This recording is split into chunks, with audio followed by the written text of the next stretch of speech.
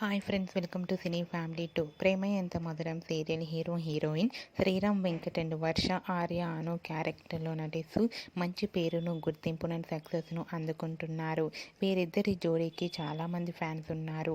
ఆర్య అను updates బయటకు రాగానే మంచి మంచి కామెంట్స్ పెడుతుంటారు అభిమానులు. వీరిద్దరూ ప్రతి ఇయర్ కూడా బెస్ట్ కపుల్ అవార్డును కూడా అందుకుంటున్నారు.